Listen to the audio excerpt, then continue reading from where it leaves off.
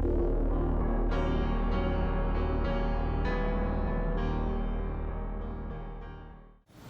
guys, welcome back to the channel. I'm here with Brian at Two-Way Warehouse, and he had some pretty interesting news I wanted to share with you guys. So Brian, you were talking about there's a new excise tax on imported goods from Russia now.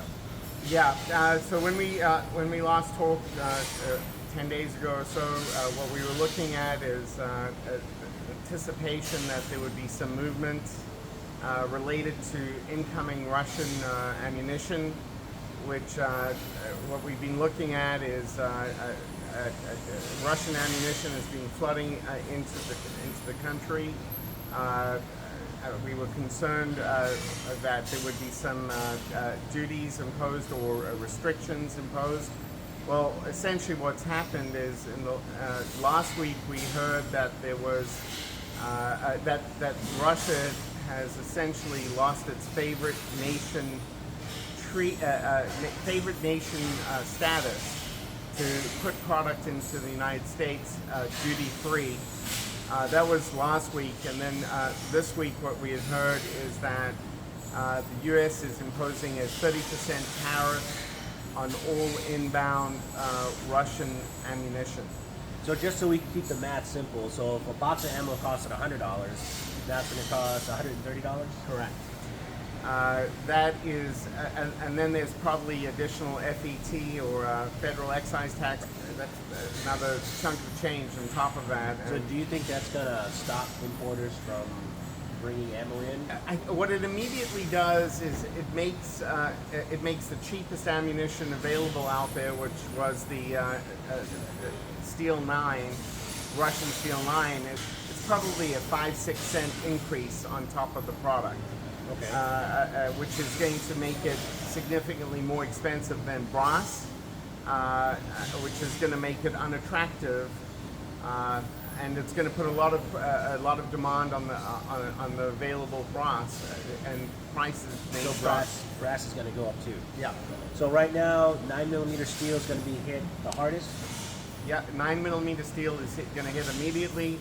The demand is probably going to go straight to 9mm brass, and that's going to soak up a tremendous amount of the available brass supply, just because it's no longer being the 9mm steel is no longer going to be as attractive as it was, and that's probably going to put pricing pressure on 9mm brass. So right now, brass 9mm per box. If you can get a good deal, it's around $17 a box, and that's going to go up, you think? Look, there's product out there in the big box stores that they probably are not going to react to this that quickly. I think immediately you've seen there's been an immediate reaction on online pricing. I think the pricing in the big box stores will probably follow in the next, as they run out of the available inventory. Any new inventory they're going to bring in is going to probably be 5 cents more. Because I tell people this all the time. Academy or stores like Dunham's, all these big stores, they're different than the mom and pop. A mom and pop can say, hey Chuck, let's raise that box, and then go out there with the marker and just mark it. Academy and these big box stores, they have to have meetings. It has to be approved by corporate. So it takes a lot longer for them to raise the prices. So you're thinking that probably in the next, I don't know, 2 weeks, 9mm steel is going to be just gone.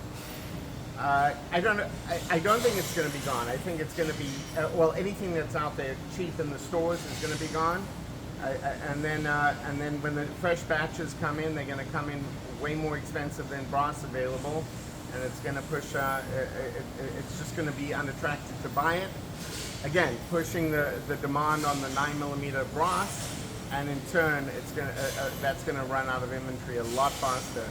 We estimate, and I don't know if our numbers are correct, but we estimate there's about 1 billion rounds of Russian ammunition coming into the country, and that billion rounds just got 30% more expentive.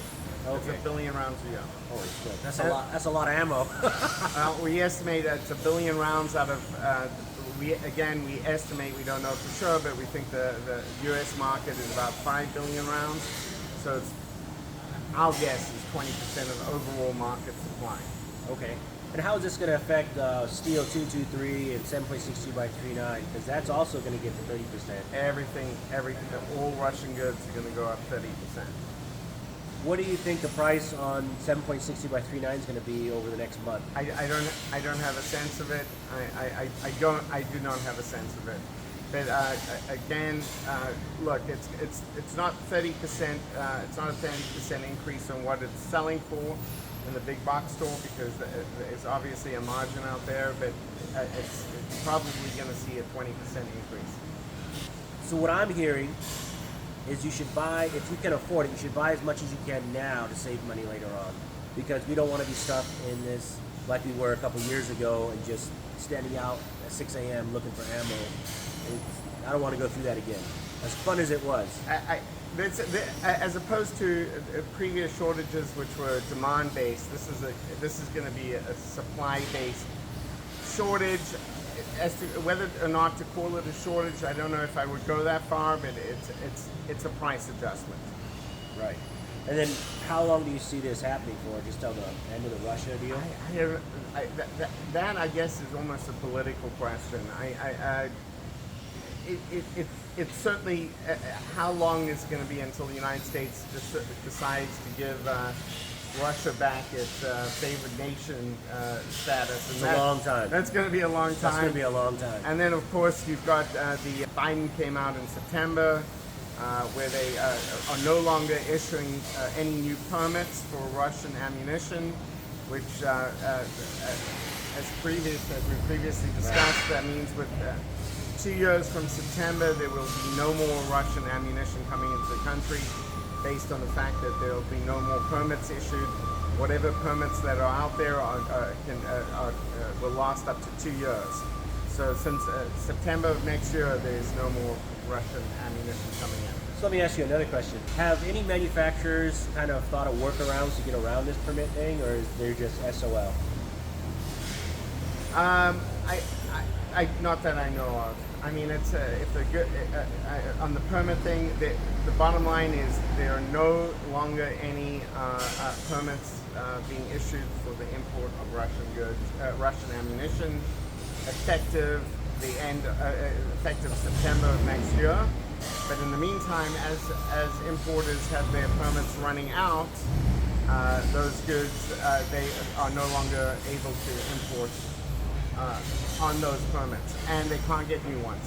So so at the moment, well, instead of seeing a shortage of Russian goods coming into the country, there's way more Russian goods coming into the country, just because they know that there's only a certain amount of time that they can get product into the country. So the market has been flooded with Russian ammunition, and that's about to stop. That's about to stop, because it's just not, under current market conditions, it will no longer be economically attractive for the consumers to buy Russian ammunition. Right. Now, my last question, I've got this from a few subscribers. Is it just complete ammo, or can they do like primers, then bullets, and then the steel casings, and then assemble it here? I don't know. I don't know. This information is pretty fluid, right? Yeah. If they were to put products into the United States for loading and assembly in the United States market, the loaders are pretty much at capacity. I just don't think they could make up. Even if they could, I'm not sure they could make up essentially that volume that they will no longer be importing into the country. Well, you heard it here, folks. Go out and buy all that steel ammo you can. I never said that. I said that. Buy all of it. It's all gone. No. Just, if you can, go out and get a couple extra boxes. I would suggest doing it. And again, sorry for the noise. This is a working warehouse. It's like a candy store in here. I would show you a bunch of video, but it's kind of top secret stuff. Brian, thank you so much, man. I appreciate it. Good seeing you. Thank you guys so much for watching. Oh, yeah, see? So loud.